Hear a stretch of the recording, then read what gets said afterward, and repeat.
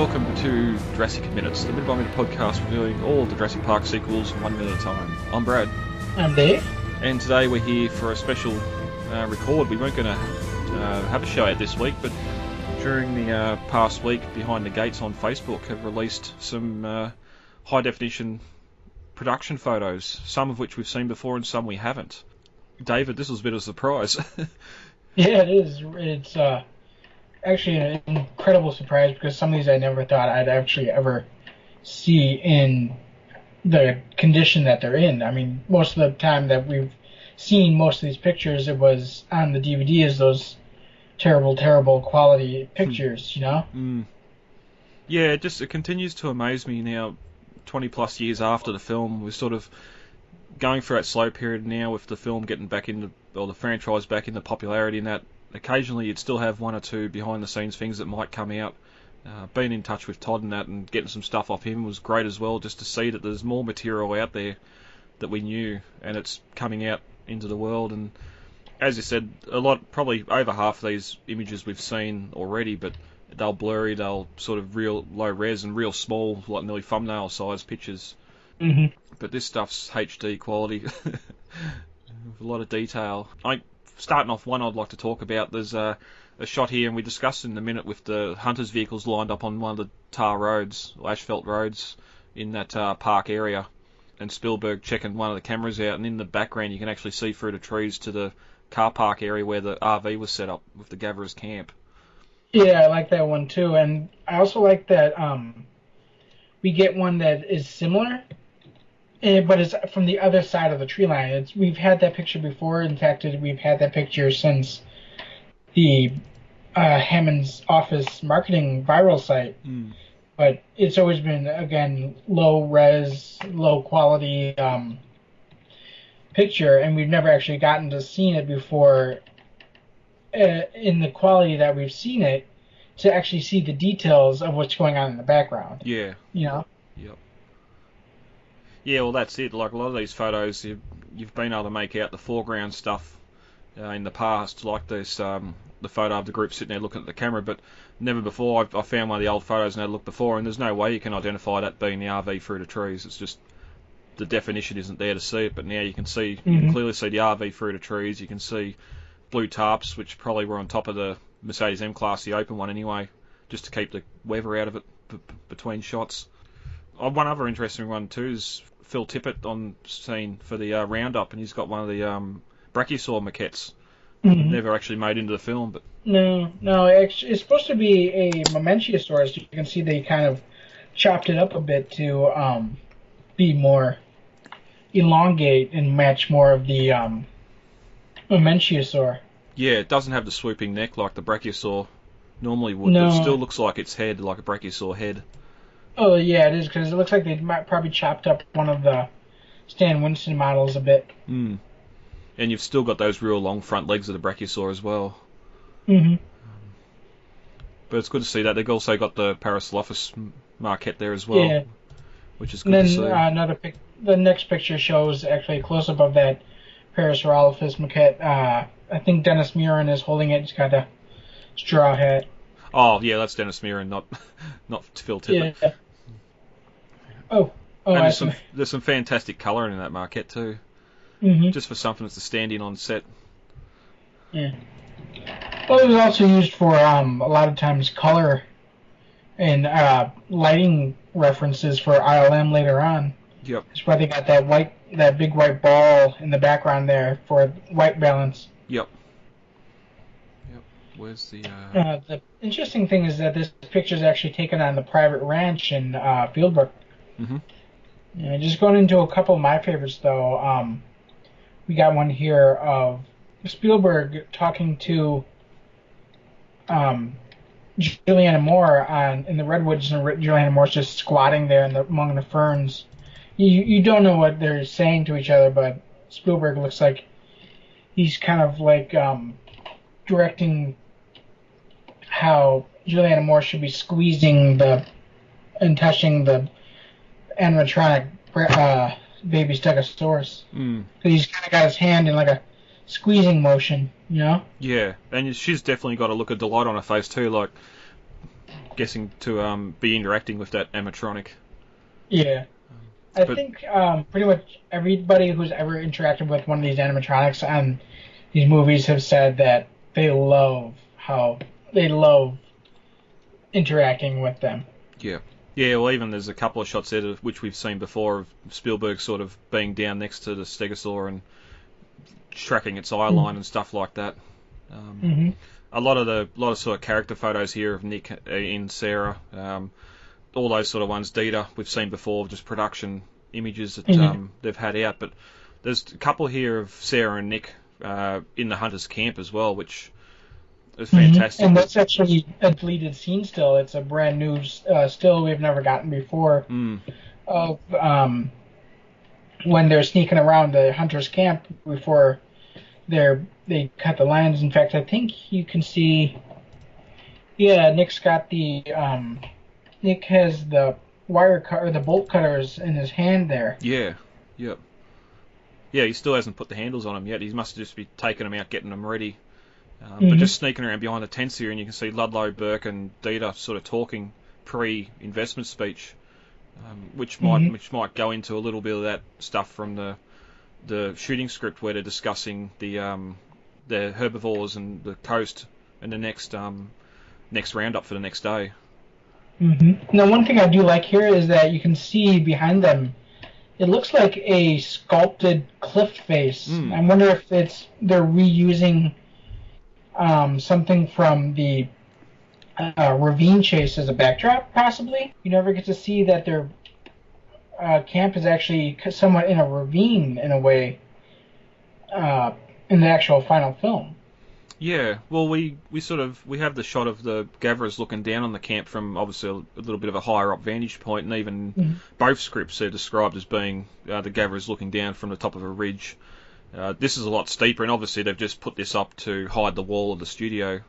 But it's just the greenery and the trees they've got growing out of attached to the rock face as well. Like in real life, you'd want to back yourself into a ravine like this, so you only had 180 degree open range. If predators or anything come in, you had this like rock wall behind you as security. But again, as you said, like you just never see it in the film. Because even you've got the Hummer park there for the satellite dish and the investment camp, you can see the concept art in the background, and someone's in there working, or there's two guys working in there on the miniature of the Jurassic Park San Diego, whether they're just a couple of production guys setting up, or if it's actually they've just taken it out of the box and are putting it together ready for the meeting. But well, considering this is a deleted scene still, I'd have to say that's actually part of the movie. Yep. You know, I don't think that's production, guys. Yeah. Yeah, no, it's fantastic. And there's a couple. There's one shot of the gatherers looking down over the InGen camp, and it's just the contrast is really lit well. Where you can see across the whole camp. You can see the tents in more detail, the vehicles. Yeah, it looks great. I mean, you can see the big red cage there in the background where the Stegosaurus. I presume that's where they had the big Stegosaurus that they'd captured. Well, the Stegosaur one's off to the left, the green, because it had the ridge. It had the ridge in the middle to meet its spines, like its blades or plates. Oh, right. So it'd have to be the Triceratops, you'd imagine, being that big. Yeah, it probably would have been. Yeah. I don't know if the colour comes through as much in the film or not, but one interesting thing here too was with the Humvee parked beside the main tent. There's a fairly large tree sort of beside it, and then a couple of the smaller, like the Jeep Roland was in, the command Jeep beside that. That tree's not there when it flips over and rolls. So I wonder if they just sort of pulled it out into the open there when they done that stunt. But again, being a set, all that's fake tree and all that, but it looks fantastic.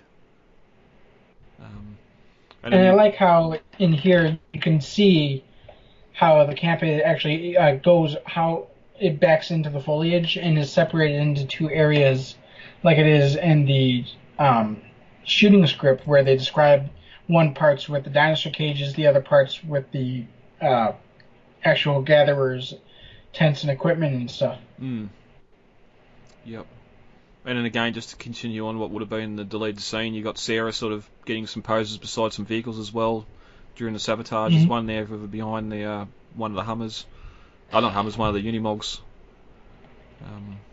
Which I can't recall. I don't think we've seen any shots of Sarah, like production stills like these. They're obviously production stills for marketing or to go out with the like the marketing packs and that, but I can't recall. No, we've seen them just not in this quality. Yeah. You go to Jurassicpedia, go to the Lost World cutscenes article, and these pictures are on there. But just not, again, not in this quality. Yep.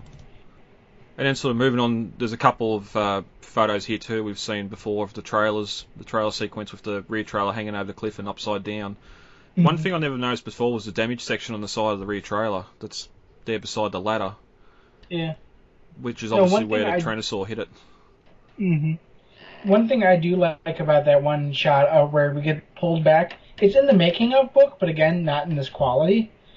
And you just get a beautiful view of all that foliage that they had packed around the actual set, you know? And how much they just went all out with this set. I mean, you never see any of this in the actual movie.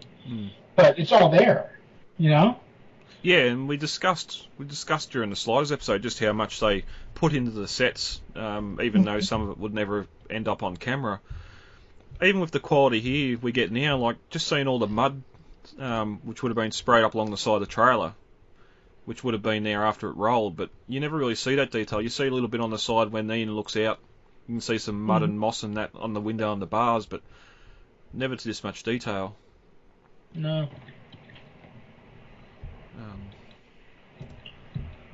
And one of my favorite ones here, another one is probably my most favorite of the set here, is we get this wide shot of the camera crew chasing after Peter Stormare? Yeah. Played Peter Stark? Yep. Yeah. Yeah, the Steadicam's running up the creek bed behind him. Yeah, and they're just chasing after him as he's running from well, it would be CGI copies in this shot, but it's just this beautiful greenery and moss and ferns, and a cloud of mist that's just in the background, and it looks beautiful. Yeah, it's just before you can see the log across the creek ahead of him, or the stream ahead of him that he's going to go over in a minute, but just the camera running along behind him, and the camera's about 2 foot off the ground, or a foot off the ground, just to mimic CompuCam. But I found it odd that one of the guys is following him along with a boom mic as well. Like, you wouldn't think... I suppose I'd try and pick up as much of him splashing through the water as the sound effect, but you'd hear them sort of... There'd be a lot of background noise of them running over the stones as well, you'd imagine, but...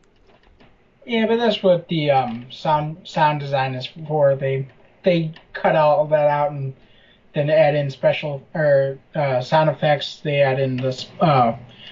They edit the water splashing sounds. They add in the music, you know. Yeah, and the so you never hear any of that in the final cut. Yeah, and as you said, like just looking at this canyon, yes, some of the sets we're just talking about the RV and the hunters camp, but them being completely man-made and how good they've done that. But just you can't replicate this sort of being out there in nature, the ferns, the moss, just the natural trees hanging across the creek where they've fallen. And this was also a completely new picture that I've not seen before. And so it's great because you never get to see these kind of wide foliage shots of just what the locations looked like before they started filming, you know? Yeah. Yeah, and there's a few other shots too. You've got, again, Dennis Mirren now with the miniature, or the maquette of the compy, getting the colours and that in the stream bed. And then there's also a couple of pre-production photos that was posted as well. Like, for example, there's a full satellite shot of the Las Cinco Muertes, which is absolutely beautiful because you never see this in the film at all. And apparently this would probably have been one of the maps that they used to base off of the other maps that we do get in the film, because, I mean, it matches Eddie Carr's GPS CGI map. Yeah. Yeah, I was going to ask if that was the same one we see the top before it goes topographical in that little video. Yeah. Yeah, I compared the two before I edited Jurassicpedia with this map and on the Los Cinco Mortes page because I mean it's like going from 144 pixels to 4K. I mean, that's the difference here. It's just amazingly beautiful, and it's a shame that the picture itself is kind of rather medium sized. I would love to have this map blown up like 500 by 500 pixels or 5,000 by 5,000 pixels. Yeah. Even you can see the white caps in the ocean. Like even the detail in the ocean's fantastic as well. Mm-hmm. I mean, it's gorgeous. You can see all the mountains, the greenery. It's amazing. Does this? I haven't looked at the map we get in the trails at the start of the film to compare, but does this put the islands a bit closer together, or does it look about right? I think it looks about right. Because looking at this, especially between Sorna and I think that's Penna or Tenanico, it's sort of the gap there is not that wide, and they're not going to do it now, obviously. But if they were going to go with dinosaurs moving and migrating, they could have done that. There.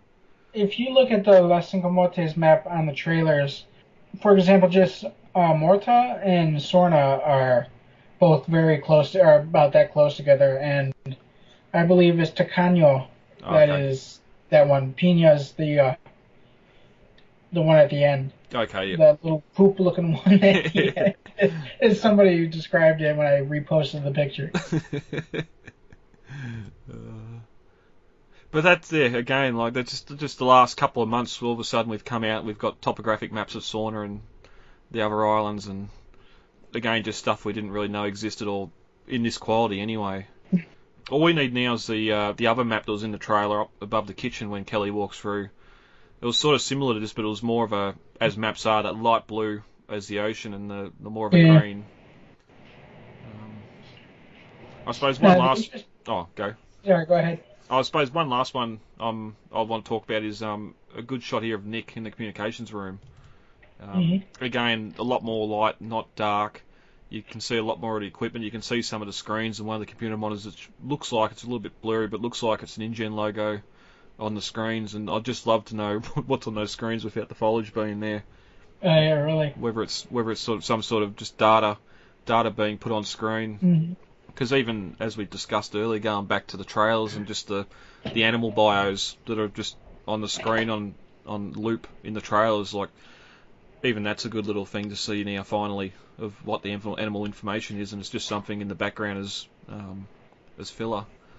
Now, the interesting thing is that apparently all of this, according to Behind the Gates, according to Behind the Gates, they found it all on a French Universal Studios website. Oh wow!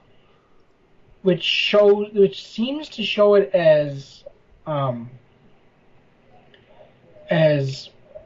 special features for the upcoming Blu-ray. I'm trying to find the link that they posted. I'm not finding it, but yeah, like while you're doing that too, while you're looking for that. One fantastic one here we've seen before of the crew of the Raptor animatronic beside the Jeep where Ian's hiding inside and it comes through the window. Now that one is someone that we've had for a while now. In fact, you can find it in the not just in the making of book, but in unfortunately a poor quality, but you can find it in a really good quality on the making of Blu-rays and DVDs from 2011. Yeah, yep.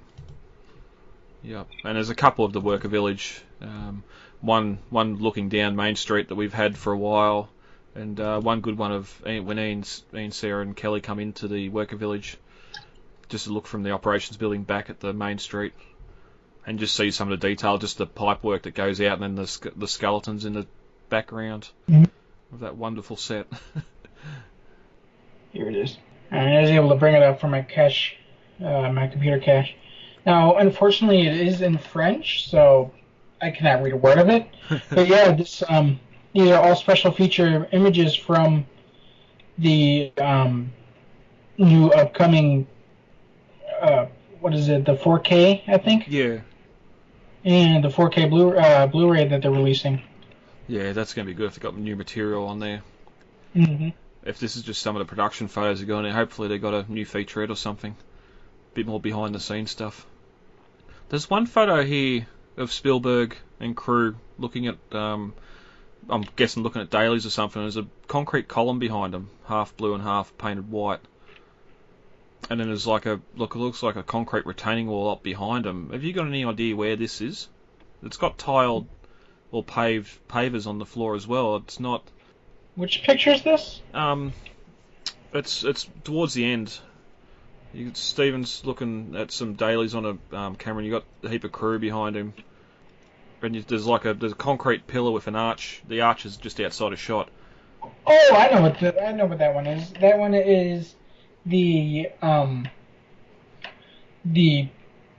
Mombasa bar scene. Oh, that okay. That was filmed at the Mexican or the Spanish town. I can't remember what it's called, but it's like the little Spanish town set that they have on the back lot there. Yeah, and that's why now, because I recognise the guy behind him with his arms folded as being the douche that Roland punches out. Now you say that, I knew him from the film somewhere, but yeah, as soon as you say it, clicked. So yeah, that's some fantastic shots. I've posted links up, or shared the photos up onto both the Facebook pages, so head over and check them out. It's great just to look through, and again to be seeing new content, new behind the scenes stuff and images from the film that's been waiting 25 years or 23 years to come out. I suppose there is one good shot here too with it's from the damaged camp scene where they're all talking around, and you got Burke and Sarah going back and forth about the Tyrannosaur and its scent and all that, and being able to smell. But it's in black and white. I wonder how this film would go in black and white. You'd lose probably some of the effects in the redwoods and that, just that eeriness of it, but it'd really take you back to those early King Kongs where it's black and white. It would, but I wouldn't necessarily say that we would lose the eeriness, because the original Dracula movie, the 1930s one, not the one with Bela Lugosi, was in black and white, and is also known as one of the most atmospheric of the original Universal horror classics. Yep. Just simply because it has all that fog and mist just wafting through the scenes. Yep. Yeah, well, I know Fury Road and Logan went for that black and white versions. I haven't seen them, so I don't really know what films these days that have been shot in colour, how they go, being retroly or after the fact being made into black and white. I'm pretty sure. I know on your computer, I think you can select black and white on your screen. Yeah, you can. Yeah, so you'd probably be able to have a look anyway, but it'd be just interesting the way the film was shot in that back in 97, 96. How it'd look in black and white. Especially because I had not heard that Fury Road had been transferred into black and white. Now I'm kind of interested to hunt that copy down. Well, especially if even some parts of Logan where you've really got those oranges and that desert colour that looks fantastic on screen. The flares going up and popping the different coloured flares and that, like, you'd lose. Well, I don't know if you'd lose the effect going black and white. You just wouldn't know what the colours were, but you'd still recognise them as being signal flares and that. But that's tangents. Anything else on these photos you want to discuss? Oh, I'm pretty happy with that discussion, actually. Yep, too easy. Yeah, so as I said, they're on the Facebook pages. One other thing that I shared to the Facebook page that I got a chance to watch last night was all the behind the scenes and the RV getting to Universal Studios for the Universal celebration they had there a couple of months ago. It was good to see Frank and the team get the RV there, even though it took a little bit more effort than was originally thought. But that video's been shared over there. Go and check out the RV restoration team, and if you can afford it, chip them a buck or two to just to help get that thing back in, or keep it going. And while we're talking about sending some money around, episode 1 of Jurassic Mysteries is now up on the Patreon feed, and episode 2 will probably be up in the next week or two. So episode 2 we discussed the the parasailing incident at the start of Jurassic Park 3. Our thoughts and... Oh, not assumptions. our thoughts and what we think the actually did it. So that's over on the Patreon feed for just $1 a month. David, thanks for joining me for this little bonus episode. And Okay. we might be back next week with our much hinted and much regretting long Fallen Kingdom discussion, and Jay Jurassic's going to be back to join us with that. So until then, That should be fun. until then, thanks Dave, and we'll get out of here for the day. Sure. Well, half an hour from now, John Hammond's dream, reimagined, will come true. For 1/100th the cost of building a destination resort thousands of miles away. I believe I've spent enough time in the company of death. All right, guys, let's get the hell out of here. What's everybody looking at? Tonight we'll christen Jurassic Park San Diego with a mega attraction that will drive turnstile numbers out of any theme park. Site B was to be a theme park, but a research station. This was where we did the real work. What do you think you were going to document? What do you think you were going to see? It is absolutely imperative that we work with the Costa Rican Department of Biological Preserves to establish a set of rules for the preservation and isolation of that island.